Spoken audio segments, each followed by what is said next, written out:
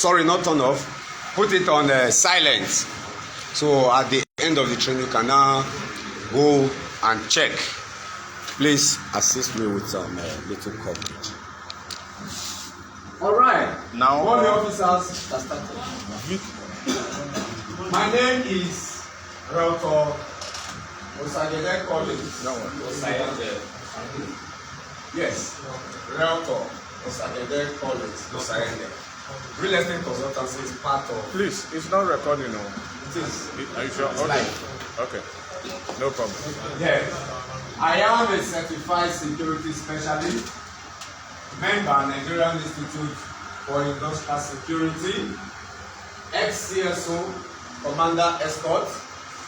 By the grace of God, I am the Managing Director, Chief Executive Officer, Safe Integration System, a CSC registered consulting agency.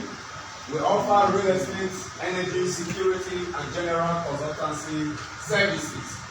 And by the grace of God, with some reasonable practical years of experience in the industry, I am opportune to be one of the security program facilitators of this first indigenous Nigerian security training and certification institute. It is a globally recognized, generally accepted institute to the point that there are some companies as we speak, both private and public developments. If you do not come with a CSS certificate, you may not get that job.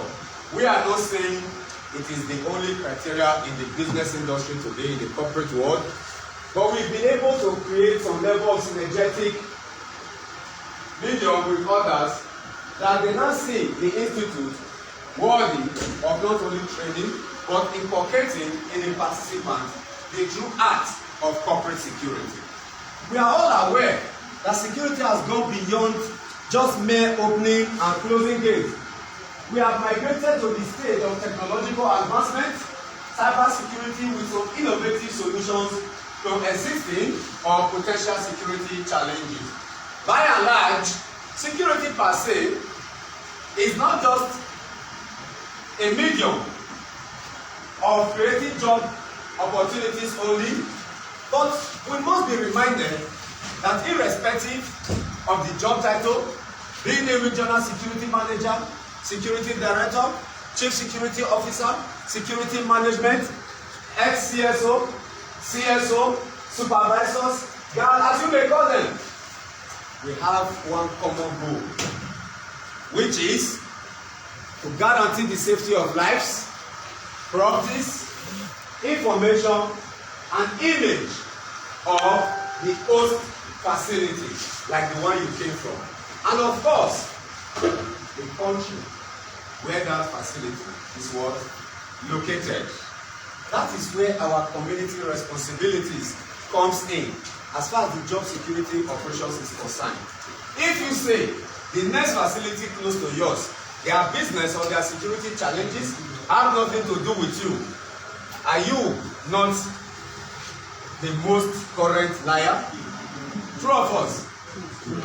Because challenges over there, if it should prevail, then it will be explored by potential threat, and then the threat will now manifest, maybe in your own facility.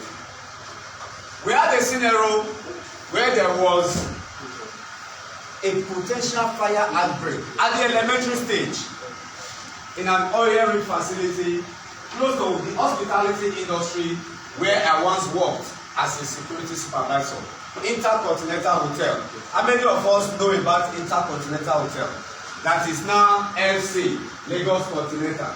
It was a brand, IHG Group, right?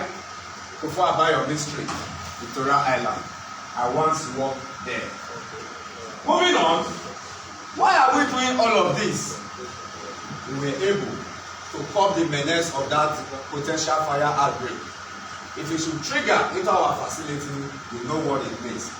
Vehicles on underground car park, vehicles on the main ground park, with fuel in their tanks, with a lot of consumables and custom branded assets that will cost the company to be paying for claims.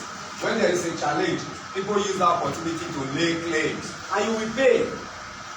However it is, we must at all times ensure that we guard against loss of any kind.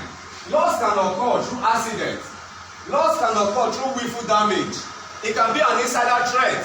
Take for example, people who were once working in your company and they still come over in between times. I just want to come and see you people. Does that place look like a family meeting center? No. If they have something credible to come and do in your facility, have them sign in. Take them through the A to A operation, which is security beginning with access control and ending with access control. That is why once you approach a facility, the first place you go to is the security post, where you have to sign in, fill in your details, tell us who you want to see, what are you bringing in, details must be taken, ranging from, but not limited to, the brand of the assets they are bringing in, serial numbers, make, or any custom marks you can find on it. Another means through which loss can occur is that it can be through accident. Accident doesn't just happen. There are constituent elements that must combine for an accident to happen. Human error can be 88%. 2% can be an act of God, while 10% can be what? As a result of what? Mechanical error. Like they say, I will manage it. They've seen something giving fault.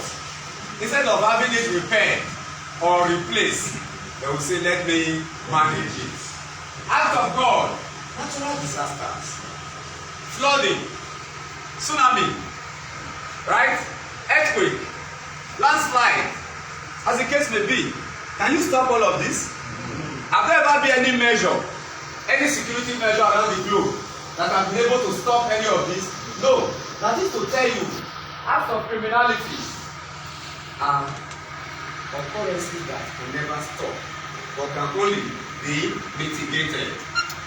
Criminal acts per se doesn't just occur on its own too. It's as a result of three constituent elements in a crime triangle. A desire to commit that crime, the intent to commit that crime, and of course, the tools. The tools here may not be hardware per se, cannot be pistol, cannot be driver, as the case may be. It still takes us back to that insider threat, which we have made mention of earlier. Be aware and be very, very wary of this set of people who were once working in your facility. We are not painting them black, but they are key elements to perpetrating the crime. And how do they penetrate? There are two F's. It can be friendly. That is the norm in the business. Friendly is positivity, but familiarity is absolute negativity. Through familiarity, compromise is set in. Then when compromise sets in, then the prevailing vulnerability is the bedrock upon which the threat will not exploit and what manifest. It can be a case of emergency, say for example fire. Fire doesn't just occur on its own. It's as a result of three constituent elements as well. The oxygen, the heat, and of course, fuel. Thank you. Who said that? Thank you. It's an interactive section. You can bring in your constructive contributions, signified by raising up your hand, and we have it. It can also be contested. I hope you are aware. Our opinion can be contested too. Insecurity. So on that note, we must remind ourselves that there is one globally recognized and generally accepted firefighting formula. PASS. You can take note. PASS. As you hear mention of PASS, simply means pulling the pin of your fire extinguisher, aim the base, that is the source where the fire is coming out from. Squeeze the lever and begin to sweep from side to side. However, any incident, be it an emergency, act of criminality, accident per se, conspiracy, willful damage, however it may be, you must ensure a preliminary report is put forward to the business owners. That is the basic tenet of what we call corporate industrial security. The owners of the business shouldn't be the one telling you an observation where you have been hired to manage the security affairs. You should be the one to tell them, this is what has happened, this is what you are currently doing. Then in between, progress report can be coming in, and thereafter your final report. Because it is based on a smart approach. It must be specific, it must be measurable, though aggressive but achievable, realistic, and of course time bound. That is to tell you, there is no specific time when to complete an investigation. How about if all parties involved, all suspects have not been interviewed? Will you draw the curtain and you have completed the investigation? No. You must secure one and only thing that you can use to further prosecute the suspect, compensate the affected, otherwise known as the victim, and of course exonerate the innocent. These are the basic requirements and purpose of carrying out investigation. And your investigative report must provide answers to the 5 WH. These are the questions that must be answered before you can get what they call proof of evidence beyond reasonable doubt. Your investigative report must answer what happened, who did it, when did it happen, where did it happen, how did it happen, and of course, why did it happen. There are 2 basic measures to do this. One is your proactive measure. Second is your reactive measure. Where the proactive measure focuses on deterrence, that is stopping it from happening. The reactive measure, on the other hand, focuses on response and recovery. That recovery may not be forthcoming. Ask me why. Why? We have heard about cases that vehicles have been stolen and you played your role as a trained professional security officer. You reported to the nearest police station. True or false? True. But we are all recovered to date. I think they are still looking for some. Yes. So that's why we say it may not be forthcoming. Investigation can linger for some time.